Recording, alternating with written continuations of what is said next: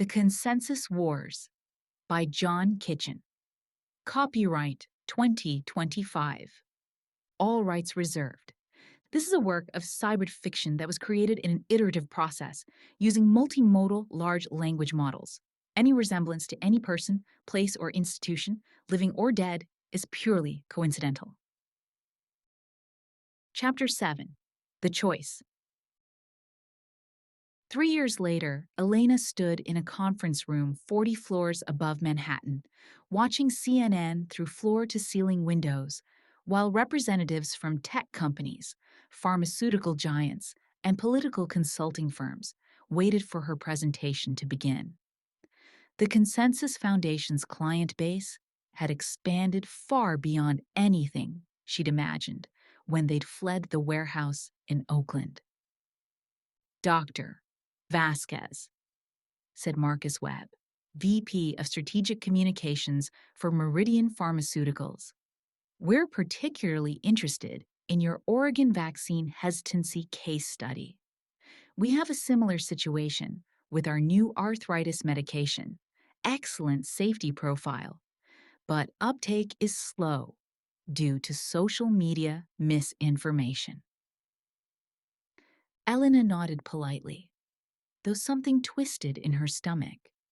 3 years ago, she'd been fighting to help parents protect their children from preventable diseases. Now she was being asked to help a pharmaceutical company increase market share for a medication that cost $3,000 per month. The distinction mattered, but she wasn't sure how much. "Our network analysis shows that arthritis patient communities cluster around specific online forums and social media groups," Alex was explaining, pulling up network visualizations on the conference room's main screen. "We can identify key influencers within those networks. Patients who've had positive experiences with existing treatments, rheumatologists with strong local reputations, and provide them with scientifically accurate information about the new medication's benefits."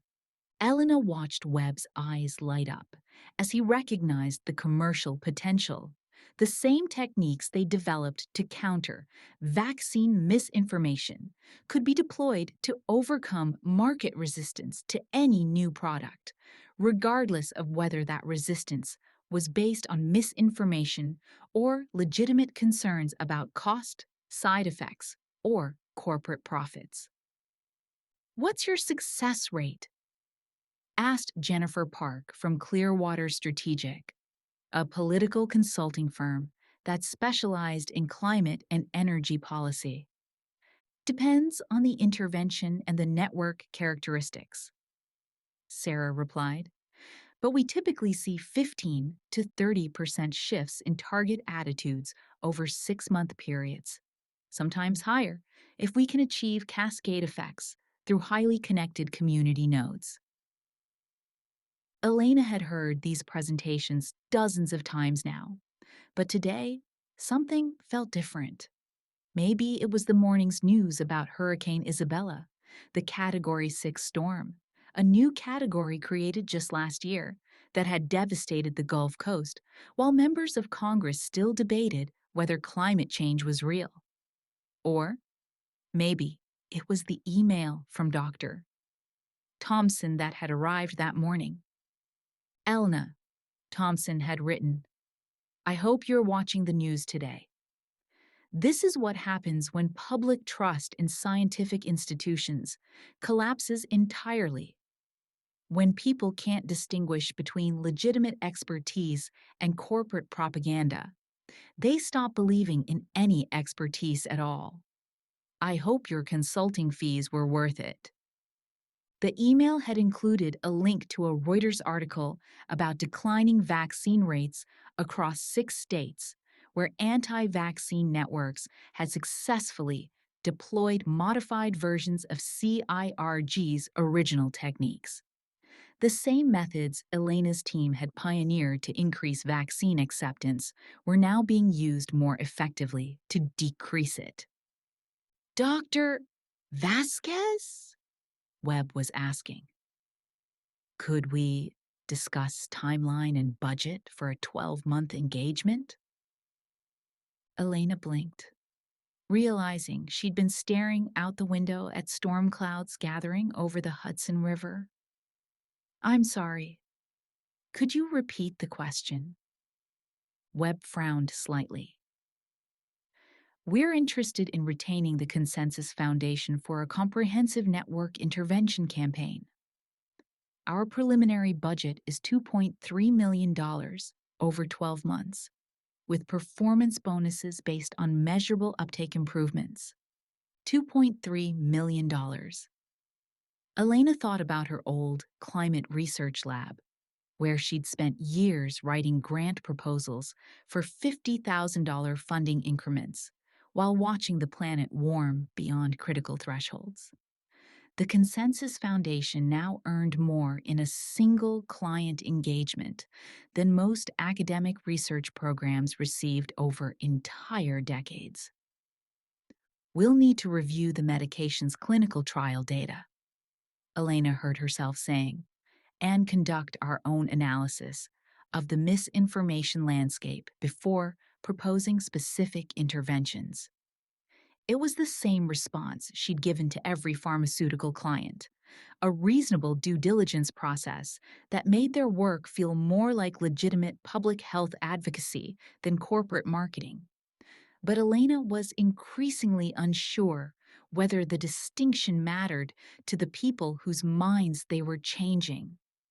The meeting continued for another hour, with detailed discussions of network mapping, influence metrics, and psychological profiling of target demographics. By the time the pharmaceutical and consulting representatives left, Elena felt exhausted in ways that had nothing to do with the technical complexity of their work. Good meeting, Alex said, closing his laptop. Webb seems serious about the budget numbers. Are we really going to help them sell arthritis medication that costs more than most people make in a month? Elena asked. Sarah looked up from her notes. We're going to help them communicate accurate information about a medication that could significantly improve quality of life for arthritis patients. Whether people can afford it is a healthcare policy question, not a science communication question. Is it? Elena asked. When we use sophisticated psychological techniques to increase demand for expensive medications, aren't we affecting healthcare policy by bypassing democratic deliberation about cost and access? Alex frowned. Elena, that's not our responsibility. Our job is to help accurate information compete more effectively against misinformation. What society does with that information is up to society. Elena walked to the windows, looking down at Manhattan's crowded streets. Somewhere down there, people were making healthcare decisions based on information they encountered through social networks that the Consensus Foundation and organizations like it were systematically manipulating. The people making those decisions had no idea that their beliefs were being engineered by teams of social scientists using techniques developed in converted warehouses and academic research labs. What about the climate denial project? She asked, not turning away from the window. Which one? Sarah asked. Elena turned back to the room. How many are we running now? Directly? 4 major campaigns across 12 states. Indirectly, we're providing technical support for 6 other organizations running similar operations in different regions. Elena tried to calculate the scope of what they'd built. The Consensus Foundation now employed 43 people and contracted with another 100-plus researchers, communication specialists, and field operatives. They were simultaneously running information campaigns on climate change, vaccines, GMO foods, nuclear energy, and a dozen other scientifically complex issues where public opinion shaped policy. They weren't just studying the science of science communication anymore. They were practicing it at industrial scale. Who's paying for the climate campaigns? Elena asked. Alex pulled up a financial summary on his tablet. Mix of foundation grants, tech industry contributions, and government contracts. The Department of Energy is funding the nuclear acceptance work. EPA is funding some of the climate projects. And we have private foundation support for most of the rest. Elena studied the funding sources, recognizing a troubling pattern. Every major issue they worked on had financial stakeholders with interests beyond scientific accuracy. The nuclear industry wanted public acceptance of nuclear power. Tech companies wanted public acceptance of geoengineering solutions. Even environmental foundations had institutional biases toward specific climate policy approaches. Are we advocates for science? Elena asked. Or are we mercenaries for whoever can pay our fees? The room fell quiet. Sarah and Alex exchanged glances, and Elena recognized the look. It was the same expression they'd worn 3 years ago when she'd started questioning the ethics of their academic research. Elena, Sarah said carefully, you're the one who said we needed to stop being pure researchers and start being practitioners. This is what practicing looks like in the real world. It's messier than academic research, but it's also more effective. More effective at what? At actually changing outcomes instead of just publishing papers about them. Elena turned back to the window, watching storm clouds continue to build over the city.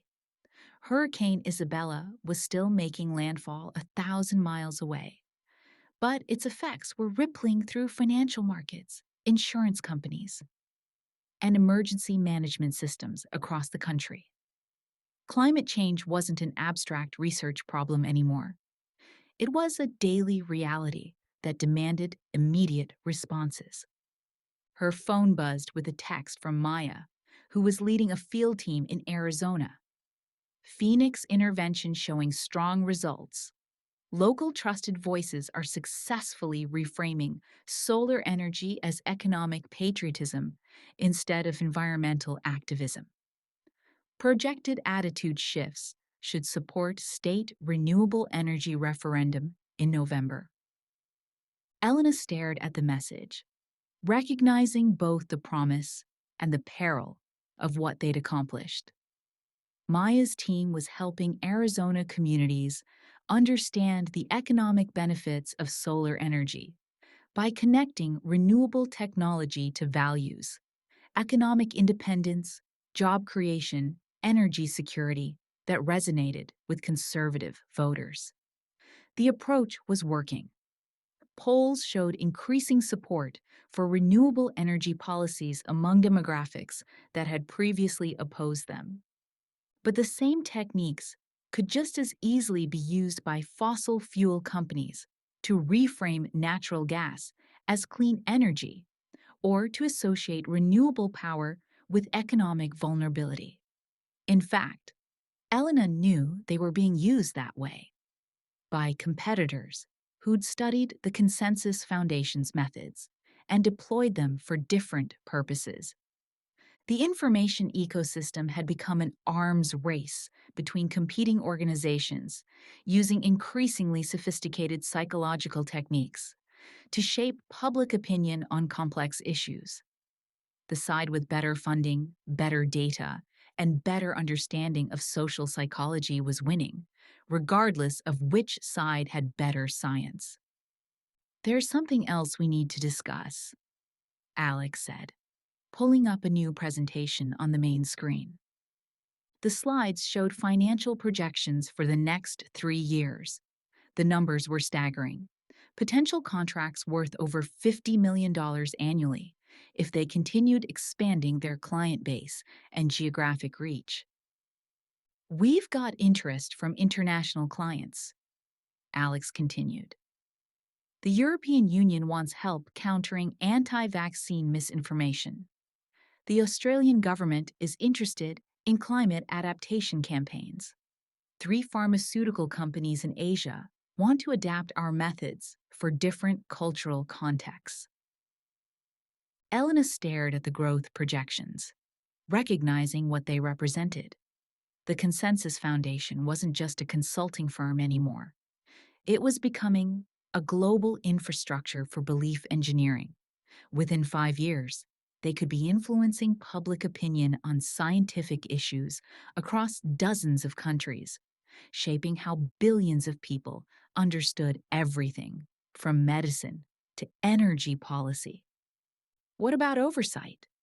Elena asked. What about accountability? To whom? Sarah asked. We're not an academic institution anymore. We don't answer to IRBS or peer review boards. We answer to our clients and our results. That's exactly what I'm worried about.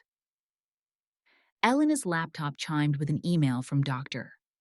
James Chen, who'd maintained his academic position at Oregon State while watching the Consensus Foundation's evolution with growing unease.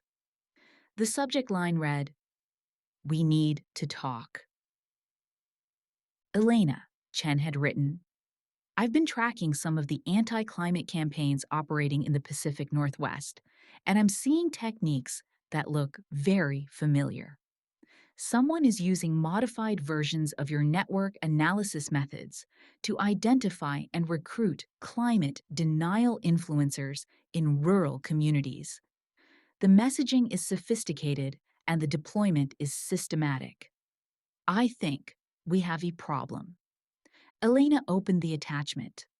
A detailed analysis of climate denial networks operating in Oregon, Washington, and Northern California. The mathematical signatures were unmistakable. Someone had reverse engineered the Consensus Foundation's methods and was deploying them at scale to spread misinformation about climate science. But the techniques were more sophisticated than anything CIRG had developed.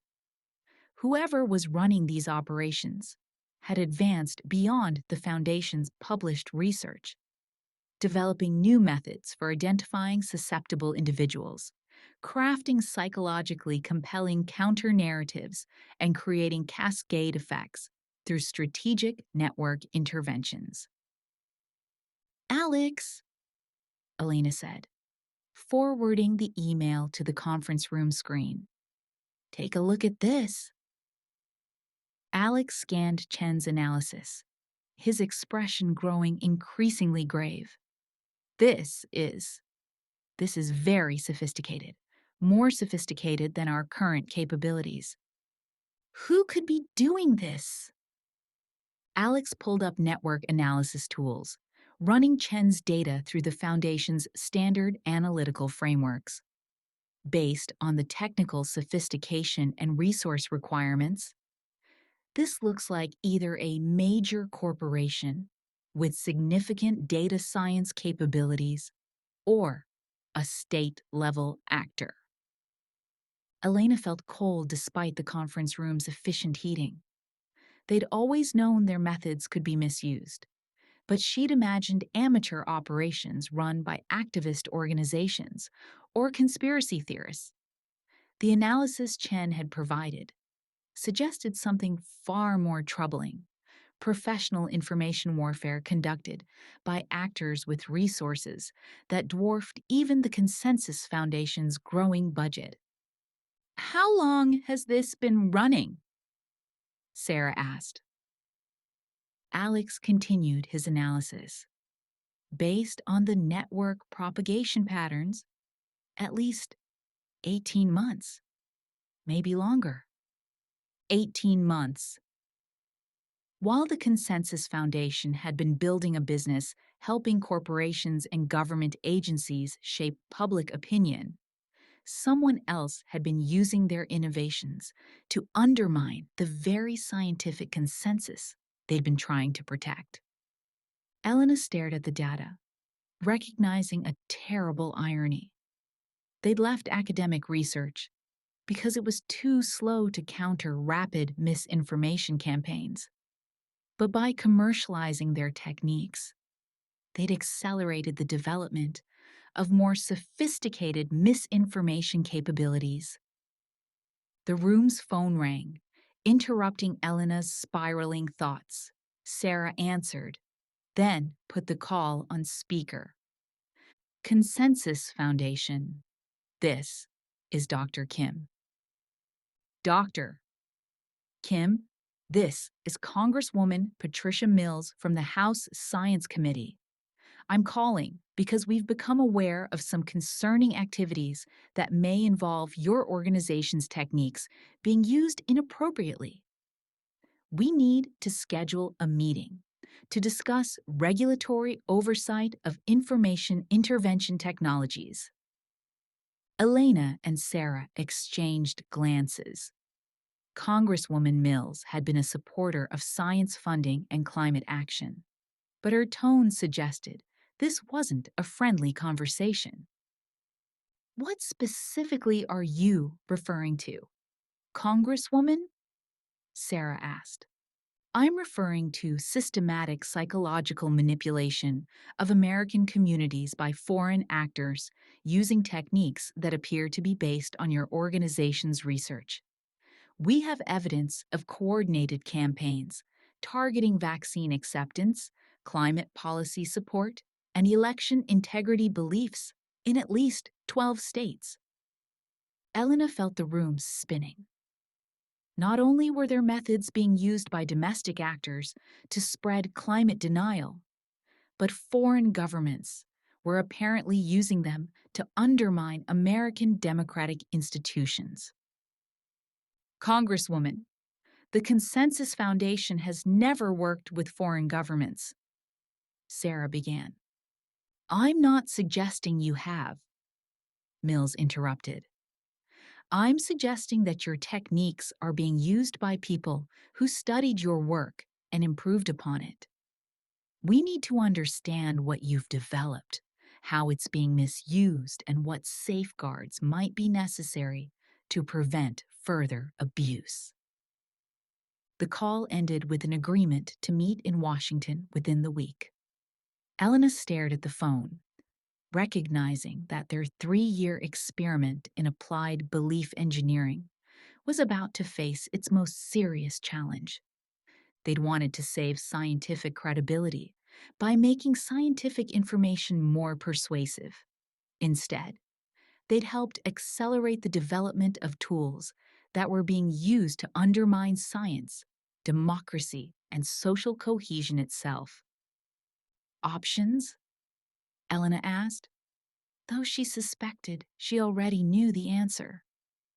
Alex was running scenarios on his laptop. We could cooperate fully with congressional oversight, which probably means revealing all our methods and potentially criminalizing information intervention technologies. We could try to stay ahead of the misuse by developing better defensive techniques. Or we could scale up faster than the competition, become so effective at promoting scientific accuracy that we outcompete the misinformation campaigns. Elena recognized the logic. It was the same reasoning that had led them from academic research to commercial consulting to global information operations. Each escalation had been justified by the previous one, creating a cycle that seemed impossible to escape. Her phone buzzed with another text from Maya. Arizona results confirmed. Solar referendum polling up 23 points in target demographics. Ready to deploy similar interventions in Nevada and New Mexico. Elena stared at the message, recognizing both victory and defeat. They were succeeding at their mission, helping scientific information compete more effectively in public discourse. But they were succeeding by becoming something that would have horrified the researchers who'd started this work in an Oakland warehouse.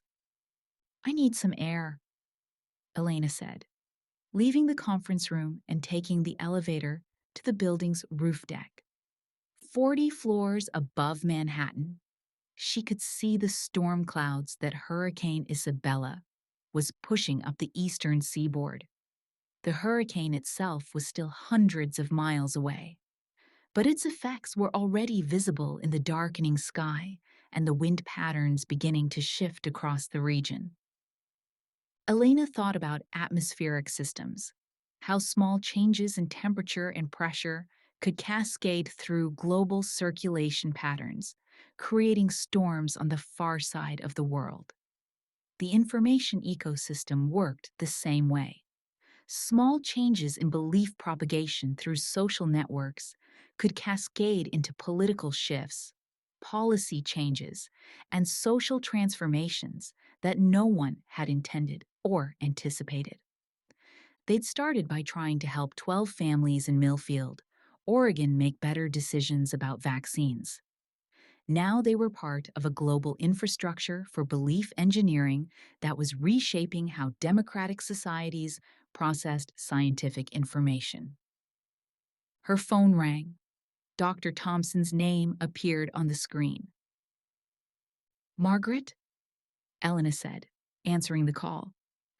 "I assume you've seen the news about the foreign interference campaigns." "We just found out." "Elena, I need you to understand something. This isn't just about your organization anymore. Congressional hearings about information manipulation are going to affect funding for all scientific institutions. When the public learns that social science research can be weaponized this way, they're going to stop trusting social scientists. And when they stop trusting social scientists, they're going to stop trusting all scientists." Elena closed her eyes, feeling the wind from Hurricane Isabella beginning to reach even this high above the city. "What do you want me to do, Margaret?" "I want you to shut down the Consensus Foundation, destroy all your research materials, and spend the rest of your career rebuilding the trust you've helped destroy. Science doesn't need to be more persuasive. It needs to be more trustworthy. And in the meantime, while we're rebuilding trust, what happens to climate policy? What happens to vaccine acceptance? What happens to evidence-based decision-making in democratic societies?" "I don't know," Thompson said quietly. "But I know that what you're doing isn't sustainable. You can't save science by abandoning scientific values. You can't preserve truth by perfecting the tools of deception." Elena ended the call and stood alone on the roof deck, watching the storm approach and thinking about choices that felt impossible to make. Below her, 8 million people were going about their daily lives, processing information through social networks that were increasingly manipulated by organizations they'd never heard of, using techniques they couldn't imagine. The consensus wars had begun as an attempt to save scientific credibility. But Elena was beginning to suspect they might end by destroying the possibility of credible information altogether. The question was whether stopping now would prevent that outcome.